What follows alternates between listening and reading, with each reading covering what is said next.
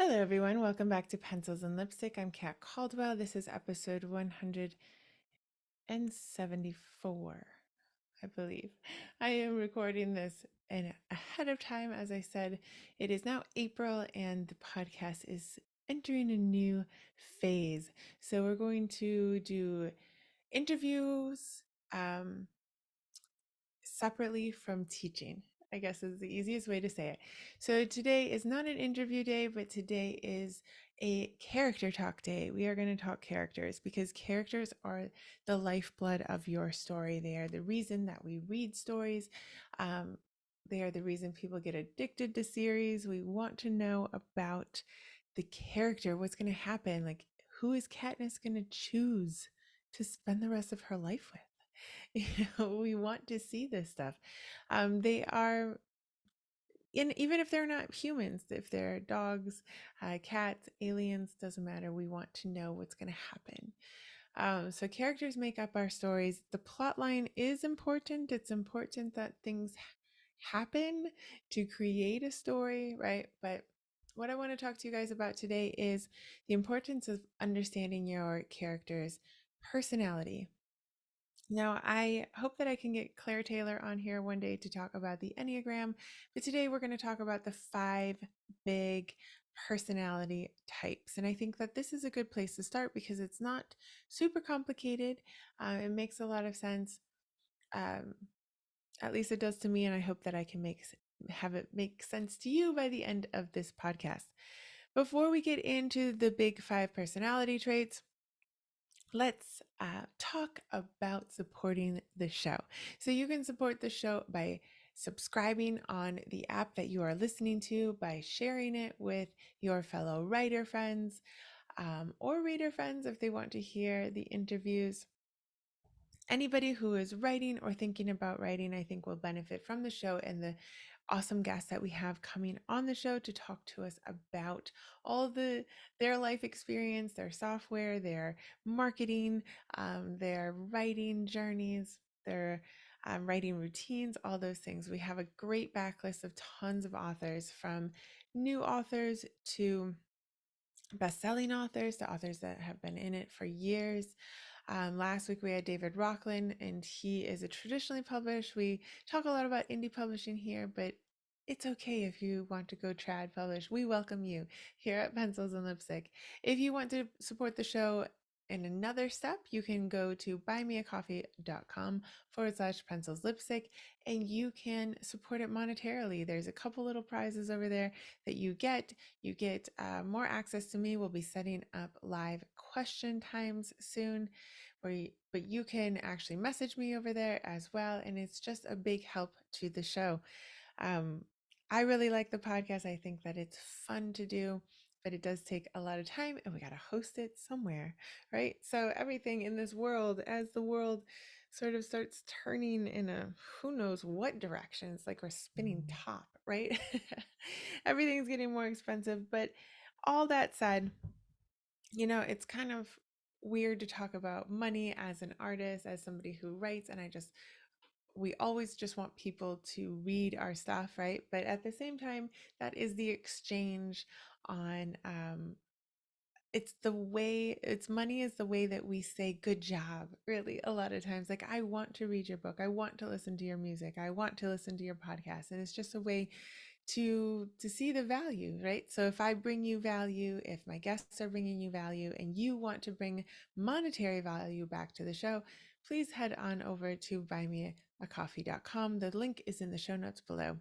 You can also support the show by joining my readers newsletter or my writers newsletter, and there you will get exclusive access to my work, whether it's my books as a reader or whether it's my writing tips as a writer. A lot of the things that I talk about on the show, I go into more depth in my newsletter for writers. So if you want more access to these tips and these hints that we're talking about on the show, you're going to want to sign up for my writers newsletter. And that is where you'll get first access to the writing retreat information and the workshops. We have the Write With Me online writing retreat coming up May 16th and 17th. I'm going to talk a lot about it before I open up the payment portal for it. We're getting together some bonus things, and I'm getting together a giveaway for the first people that sign up. It's going to be really exciting, but just keep in mind May 16th and 17th, it is a retreat. It will be $97. We are going to have 8 workshops for each day. It's going to be amazing. There's going to be time to sprint, an open sprint room on Zoom. We're going to get together and share with each other about our writing, and you will have access to all 8 workshops for the rest of time until the world implodes under that price. So I have people coming in. The model, I will just tell you that I will have with those who are coming in to teach, they will be paid a little bit because I think that we all need to be paid for our work. And so that is why it's not free. We are going to switch up the model here a little bit. They're bringing you not just, a talk, but they're there to teach you, and they're going to be about an hour, hour and a half long each, and they're going to be really accessible. They'll be there to talk to you through questions that you have, and everything that is going to be taught will be able to that you'll be able to implement it right away. Like, that is the whole goal for this.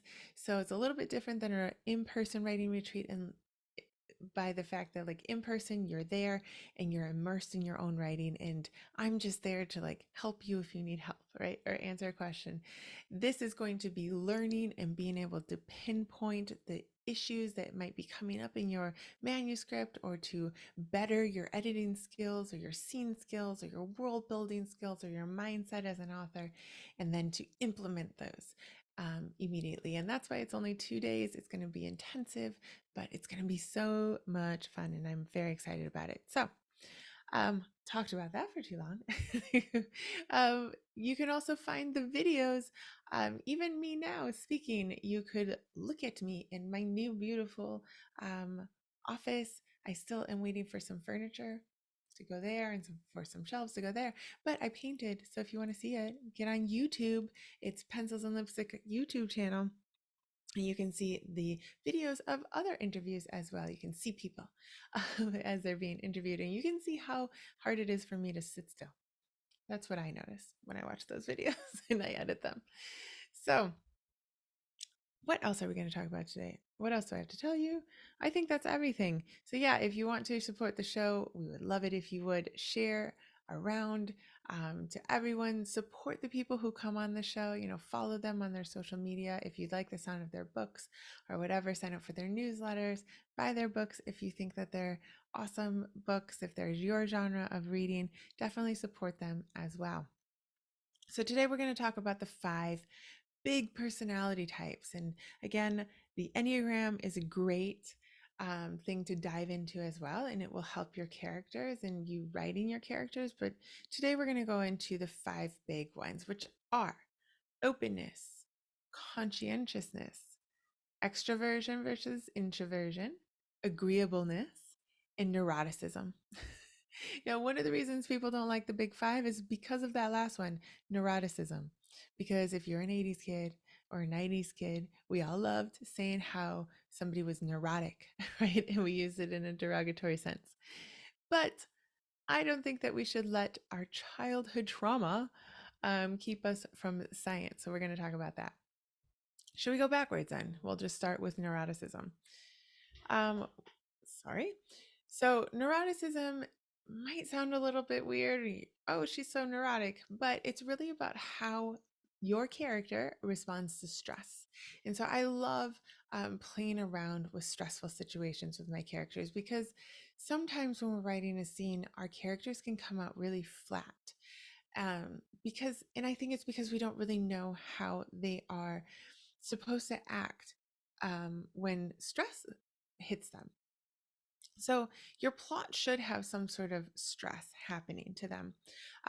And whatever it is, whether it's big, whether it's minor, whether it's family drama where it's just like mental stress, or it's like terrorists have taken over the bank where your wife works, die hard stress, these are different things. So like if your character is in a thriller, a lot of times those sort of CIA, MI6 people are going to be very cool under pressure, right? And very cool with the stress.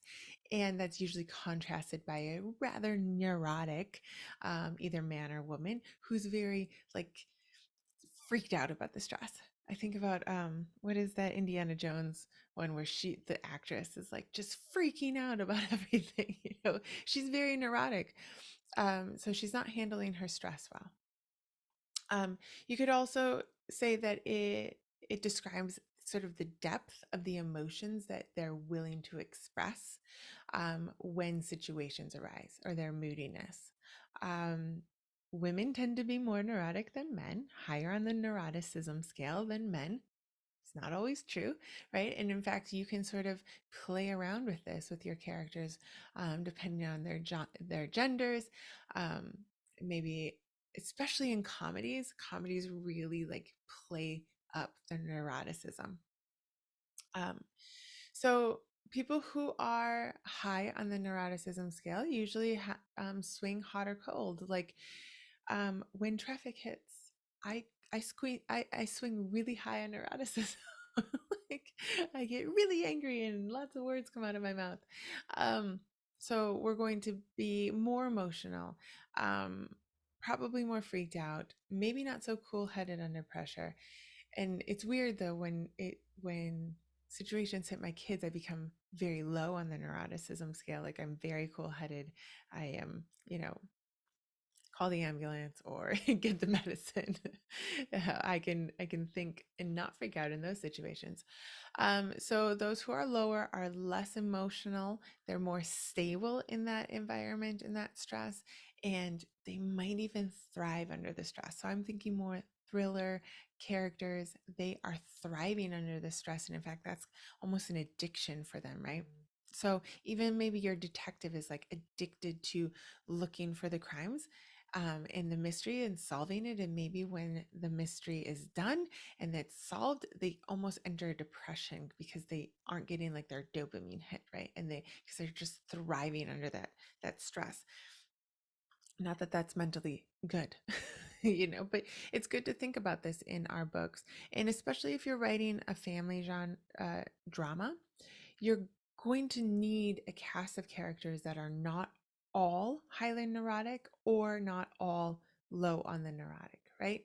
So we need to have sort of different contrasts. And a lot of times the most stereotypical is that the wife is high on the neuroticism scale and the man is lower, but you can play with that. You don't have to go with stereotypes. It's more fun if you don't. Um, and then you're going to need like the children and the spouses or whatever that family drama is. Maybe it's sibling drama and they don't get along because one is high and one is low. And, this isn't that they have to be like constantly, I'm waving my hands a lot, like freaking out, but having a family stress situation come up and just noticing how you want them to react differently. And this is, I think, is highly effective to go out and look at people. During COVID, people watching was amazing. Like our whole society in America was super high on neuroticism during COVID. We were just very like emotionally unstable, right?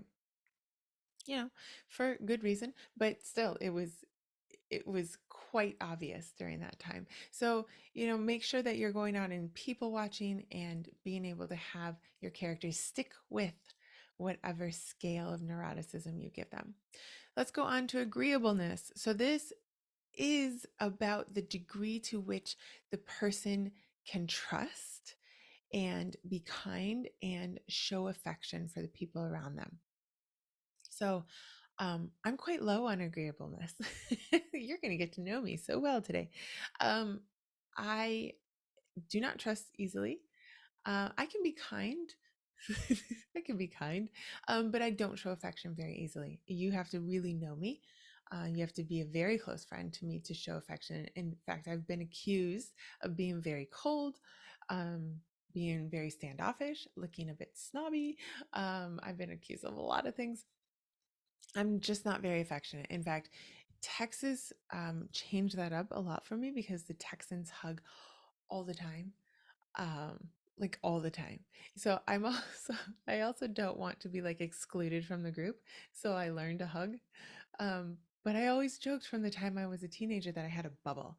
So if that helps you understand this, like if you're an 80s or 90s kid, like the bubble, where did that even come from? Like, step back, you're in my bubble. Remember that? Like, you're in my space. So that's not very agreeable. Let's see. With In Devil Wears Prada, Miranda is not an agreeable person. She is not open. She does not trust anyone to get their job done. She is not kind. And she doesn't show affection ever, ever. So that's a bit, way low on agreeableness. And so you have a scale as always. So those who are high in agreeableness are very interested in people. um, they don't have to work to be interested in what people are doing and to hear their stories. They feel a great deal of empathy. So if you're very high on agreeableness, you're constantly empathetic. And in fact, those who are low on agreeableness, like it irks us when people are like overly empathetic. Okay. And they're always helping people. So if you're very high on agreeableness, you're let's not talk about ourselves. Let's talk about our characters. Your character would be constantly helping people, want to, maybe they're getting stepped on. Like there's always good and bad to all these things, right? So they're helping people. Maybe nobody helps them, but because they're known as a helper, they're interested in people. So they're actually confused when their friends who are low on the agreeableness scale don't ask about them and don't have empathy for them, right? So we always have sort of um, these pros and cons in these personalities.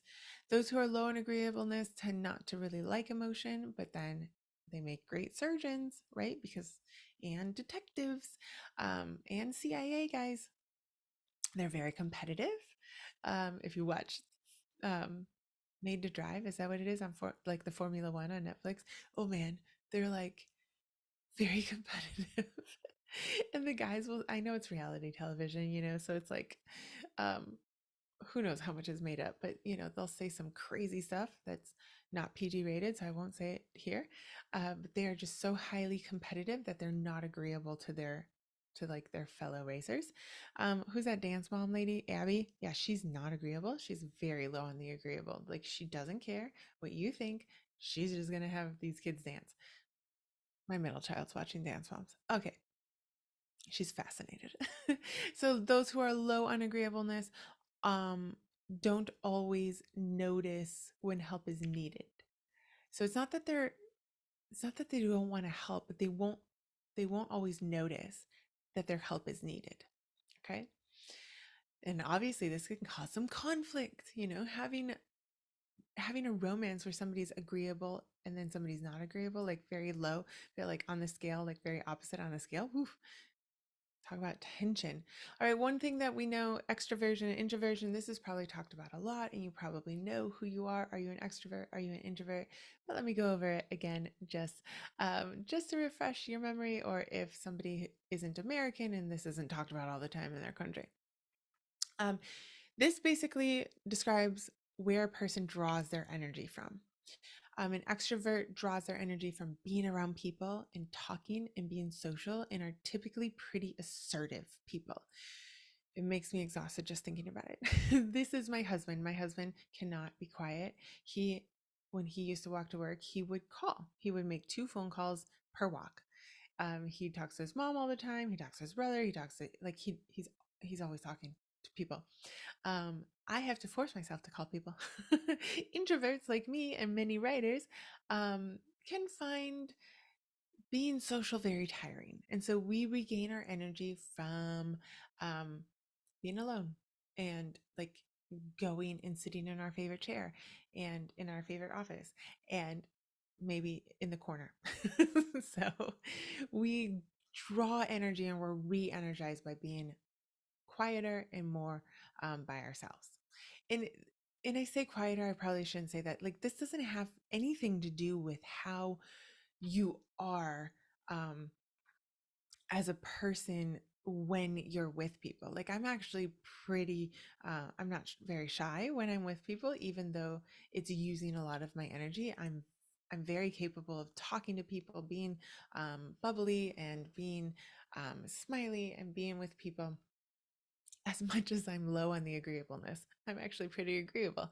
And this is why people don't like these big five, um, because it gets a little bit confusing. So it doesn't necessarily mean how you're acting, right? Like introverts aren't always like afraid to be in public. That's not what that means. It just means where we get our energy from. All right, conscientiousness. This one might not be something that you know a whole lot about, but this talks about how much a person thinks of others. So your characters who think a lot about others, they set their goals, they control their impulses. I know this isn't just like describing adulthood. This is actually describing a personality trait. Those high in conscientiousness are organized, they plan ahead. So they're planners. And a lot of times they're planners because they're thinking about others, right? They're thinking about their boss needs to know and their nanny needs to know. Who has a nanny? I don't know. That just came in my head. The teachers need to know. And the they always have their blinker on because the car behind them needs to know, right? Um, they they understand and live by the idea of delayed gratification. So these ultra disciplined people, they're not just disciplined, they're conscientious. Those who are low in conscientiousness dislike structure. This tends to be a lot of creatives, right? They sometimes procrastinate or don't fulfill assignments and have a lower impulse control. Um, and so those who are lower naturally on conscientiousness need to develop that self discipline, right? But this goes into characters too.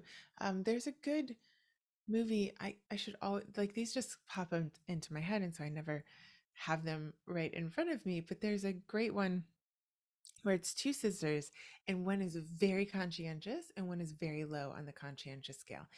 And the conflict between the two of them, like there's always that sort of like, oh, you were mom's favorite, oh, you were dad's favorite, or and they're like trying to understand each other, and they have a hard time understanding each other because one is very disciplined, she controls her impulses, and she sort of resents controlling so much her own impulses because she thinks she's doing it for her sister when really it's just part of her character. And then the little sister doesn't control her impulses. She's very, very flighty and unorganized. And then it goes into even more than that. Like the little sister, it turns out she's dyslexic and she can't read very well.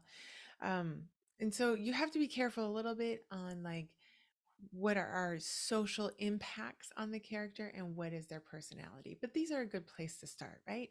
And so our last one of the big five is openness. And this is about the imagination or the insight that a person has. Those who are high in openness have various interests and are very curious. This is a lot of writers. This is probably you. Those low in openness dislike change. They dislike new ideas and they dislike theoretical concepts. So they want to think that the world is how the world is right here in front of them. They don't want too much insight. They don't want a lot of imagination. They just want the black and white. And that's how they want life to be. And that's how they want to see life. And that's called openness. So as you can see, these five are sort of like the way that you can create conflict. But what I really want to warn you with is like choosing where your character is on the scale of these big five and then sticking with it.